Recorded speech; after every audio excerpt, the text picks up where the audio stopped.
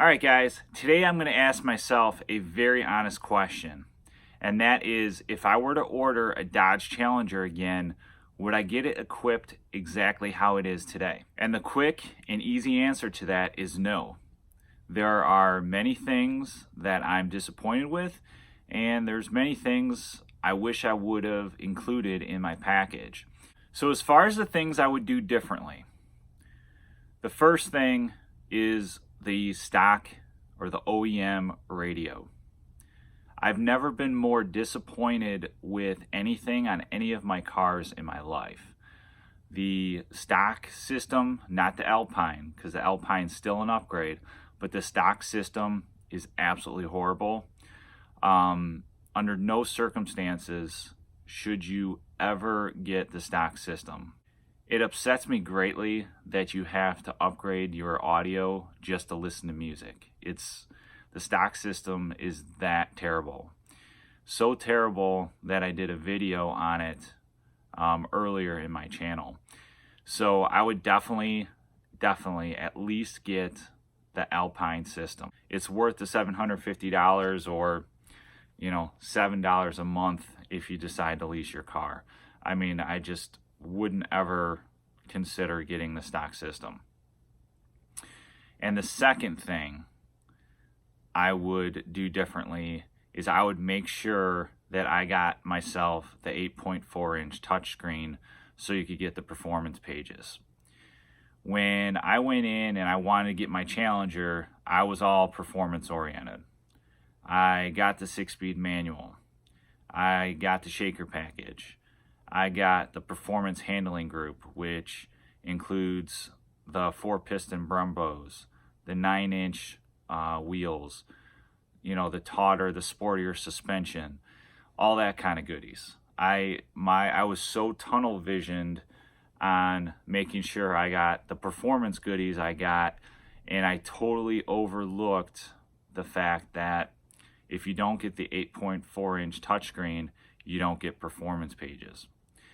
And when I was pricing it out, I thought the only way I could get the 8.4-inch touchscreen was to get the Plus package, which was an additional, I think, $3,000, and that would have pushed my car way over my comfort zone. So I decided just to go with the stock radio, not worry about the Plus package, because I really didn't care about leather or any of that. I was just so tunnel visioned on the performance side of it. So unfortunately what that got me was, the regular touchscreen, which is amazing, by the way, but it doesn't include the performance pages.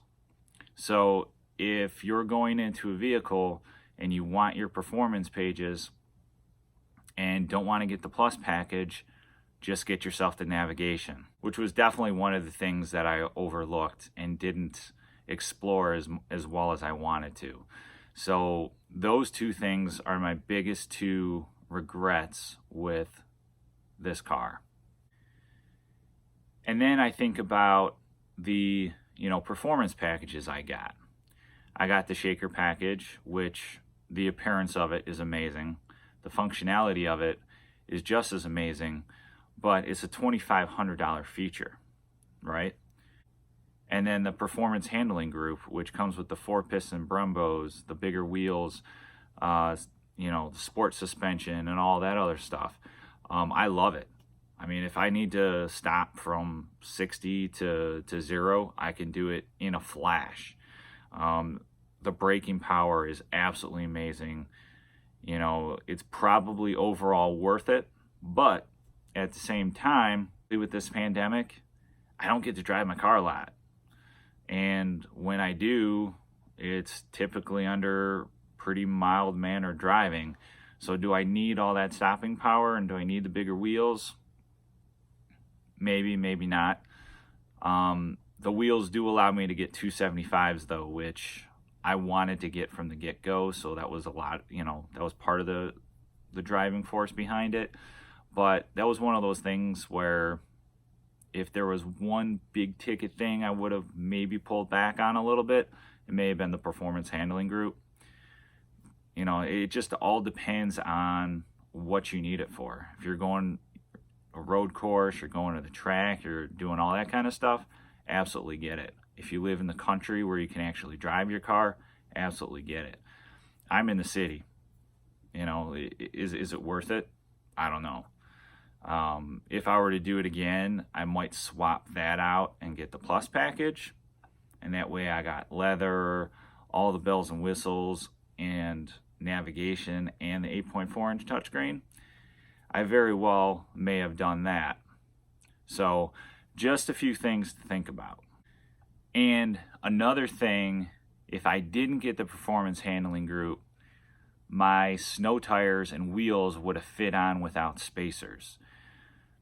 It's just like another one of those, you know, what if kind of bonuses that you'd get if I didn't go with that package. I mean, the wheel spacers worked out fine, but you know, if I didn't have to use them, I wouldn't. I would just feel more comfortable if I didn't have to use them.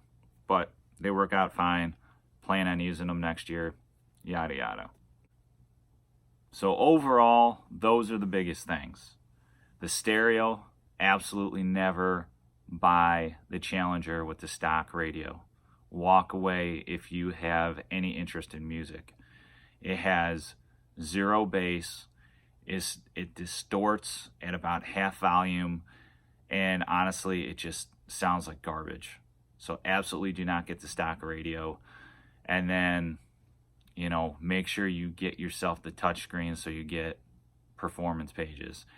That's one of the things that I miss so much. I can't see my air intake temperature.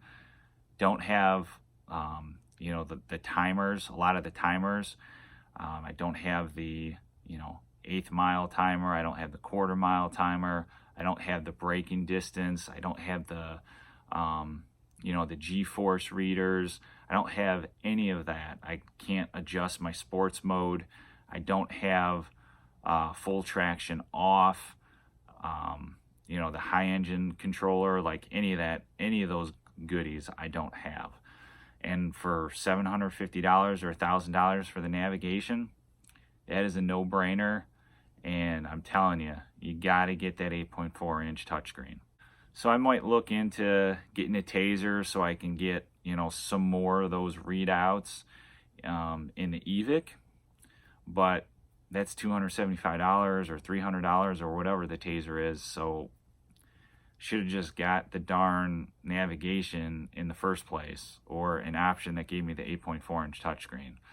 So those two things are the biggest regrets that I have with my car.